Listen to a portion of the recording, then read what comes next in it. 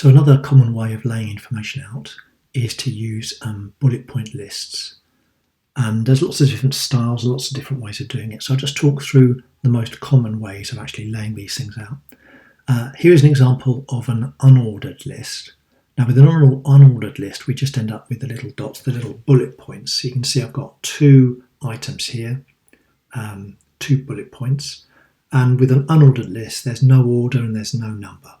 So it's just a bunch of items that are being presented, just like that.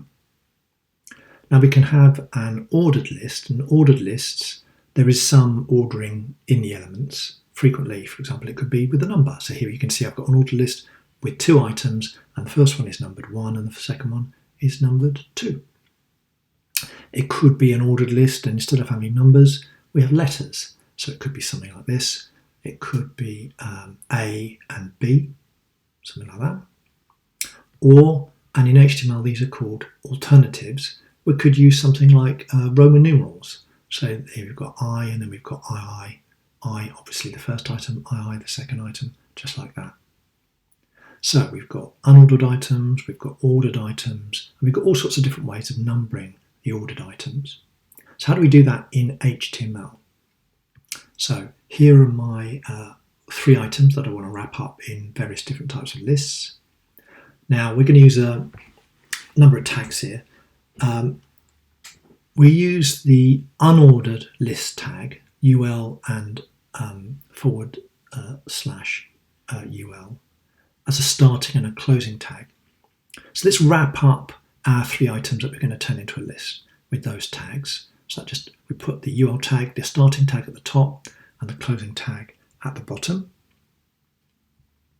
And now what we need to do is we need to indicate that each item is a list item.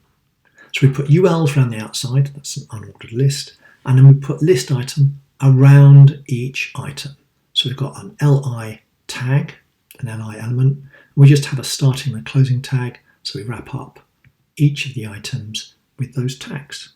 And if we bring that up in a browser window, it would look like this. It's an unordered list, so we just get the bullet points. Now, if you want to turn that into an ordered list, what we do is we change the tags on the outside. So currently, this is an unordered list. That's a UL.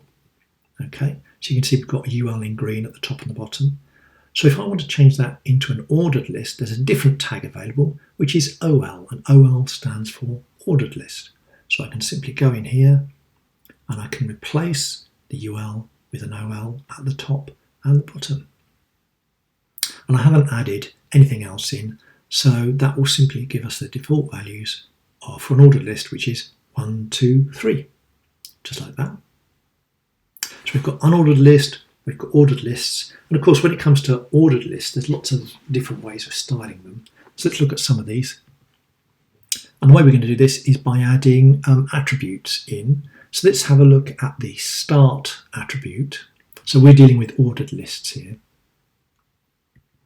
So what I can specify is that I can say that the ordered list should start with a particular number. Now, of course, the default is 1, but if I go start equals some number, that will actually start the numbering from that point. So in this example, you can see I've got start equals 3. But if we bring that up in a browser window, we would get 3, 4, 5, just like that.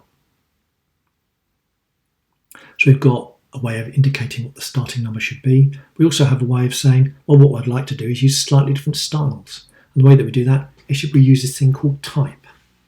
And so, for example, we could go type equals, and here I'm going to use a capital A to indicate the numbering should be ABC, just like that. Type can take a whole different collection of values.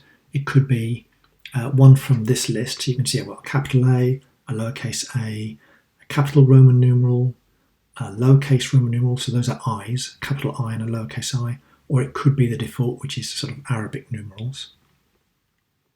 So, for example, we could go type equals lowercase I, and that will give us the Roman numerals in that style. We can mix those up, so we could go, for example, I want type to be lowercase letters of the alphabet, but I want it to start from the 5th letter of the alphabet. So that would give us E, F, G, just like that.